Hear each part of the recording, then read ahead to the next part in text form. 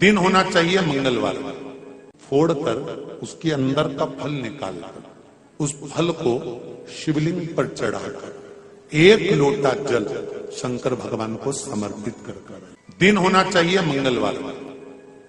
कौन सा दिन होना चाहिए? जम के बोलो जरा, मंगलवार समर्पित करो। उसके बाद में आप विवाह के लिए अगर समर्पित करे हैं तो विवाह में देरी नहीं होगी। व्यवसाय और व्यापार के लिए या नौकरी के लिए समर्पित करे हैं तो उसमें देरी नहीं होगी। एक पत्र में आया है, सुनिए, बड़ा सुंदर संवाद है।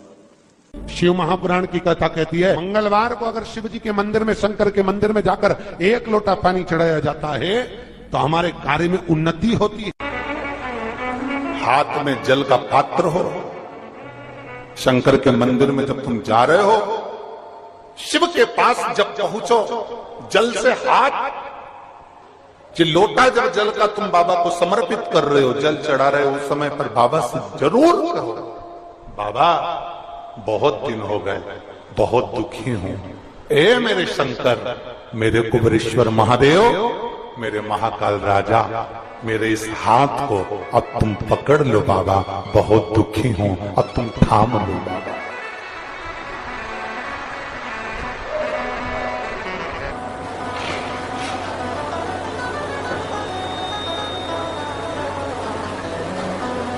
शिव महापुराण की कथा यहां तक कहती है कि यदि आप कोई मंत्र, साधना, व्रत, उपास कुछ भी नहीं जानते तो बेलपत्री के वृक्ष के नीचे 1 लोटा जल चढ़ाओ, प्रदोष की प्रदोष 1 घी का दीप लगाओ और बेलपत्र के वृक्ष के नीचे की मिट्टी का ही तिलक लगाओ।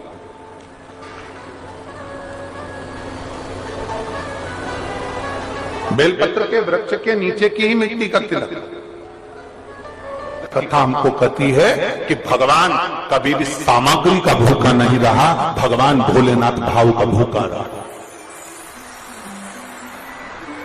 भगवान शंकर को रिझाने के लिए सामग्री की जरूरत नहीं है। कोई चीज तुम पशुपति व्रत करने के लिए गई हो, थोड़ा सामान तुम्हारा घर पर छूट गया, मान लो तुम्हारा कंकु, रोली, मोली, चंदन, हल्दी कुछ घर पर छूट गया, बस एक चीज ना छूटे, जो 6 दिए हैं वो और प्रसाद के 3 हिस्से। जो प्रसाद तुम लेकर जा रहे हो उसके 3 हिस्से करने का सामान वो छूटना नहीं चाहिए। बाकी का तुम्हारी मोली घर पर छूट गई, रोली घर पर छूट गई, चंदन घर पर छूट गया, अगर तगर घर पर छूट गया, कपूर घर पर छूट गया, लोटा पानी का घर पर छूट गया, कोई सामान तुम्हारा घर पर छूट गया, चल जाएगा, बिल्कुल चलेगा। तुम उसमें चिंता मत करना कि मेरी थाली में ये नहीं। गणगौर की पूजन करने जाती हैं माताएं, इधर गणगौर होती है कि नहीं होती हमको नहीं मालूम। गणगौर की जब पूजन करने माता जाती हैं, तीज का पूजन करने जाती हैं, देवी का पूजन करने जाती हैं, चतुर्थी का पूजन करने जाती हैं, किसी देवी देवता का पूजन करने जाती हैं, पूजन की थाली में दूसरे की थाली में देखती हैं कि बहुत सारा सामान है, मेरी थाली में ये चीज नहीं है, तो उसको याद आती रहती है, मैंने तो भगवान को ये चढ़ाया ही नहीं, मैं तो भगवान को ये दे ही नहीं पाई, मैं तो भगवान को ये दे नहीं पाई, मेरे पास तो ये सामान है ही नहीं, उसकी चिंता में लग जाती है। शिव महापुराण की कथा कहती है, जो देवी देवता ने आपके हाथ से बुलवाना था वो सामान देवी देवता ने अपने हाथ से बुलवा लिया, अब चिंता करने की जरूरत नहीं। आप ये टेंशन मत लो कि मेरी थाली में ये नहीं है, मेरी थाली में ये है, ना ना, आप तो भगवान के भरोसे छोड़ दो कि तूने जो कहा मैं वो लेकर आ गया, तूने जो मुझे बुद्धि दी उस बुद्धि से मैं लेकर आ गई, तूने जो मुझे आज्ञा करी मैं वो लेकर पहुंच गई। अब मेरे पास में ये नहीं कि मैं ये भूल गई, मैं ये रह गई।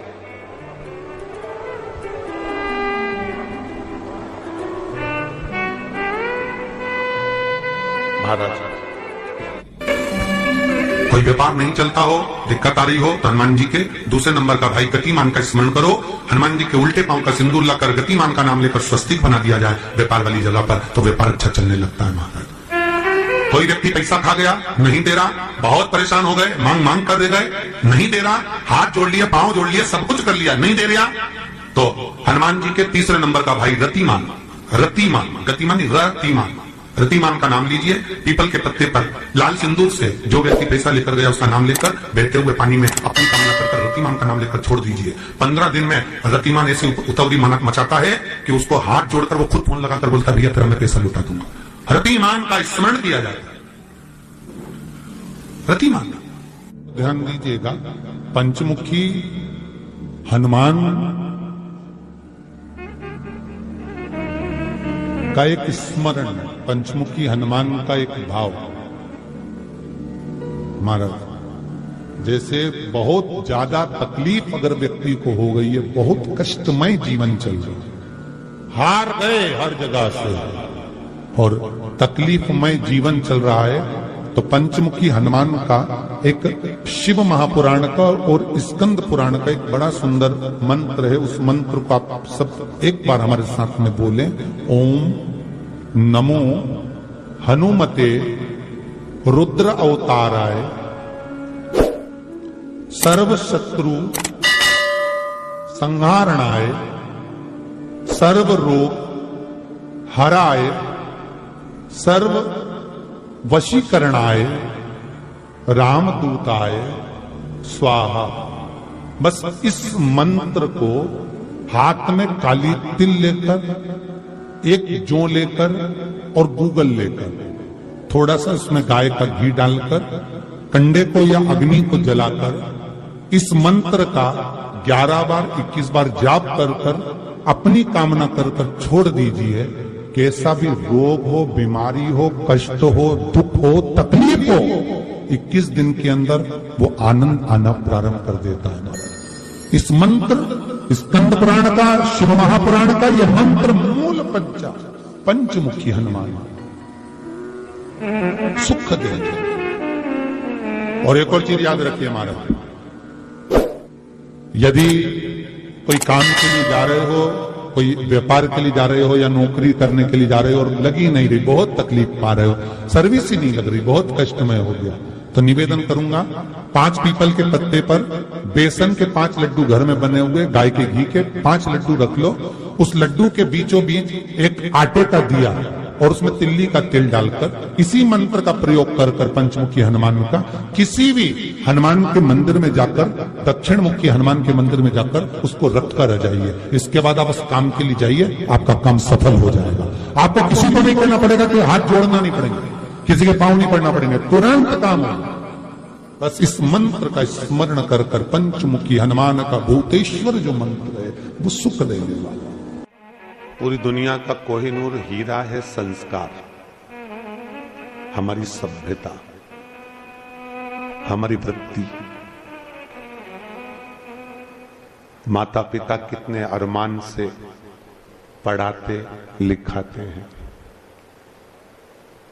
20 वर्ष तक माता पिता पढ़ा लिखा कर बेटे को राम बनाने की चेष्टा करते हैं। कितने वर्ष तक? 20 वर्ष तक। और 20 दिन की कुसंगति बेटे को रावण बना देती है। वो 20 वर्ष पर पानी फिर गया।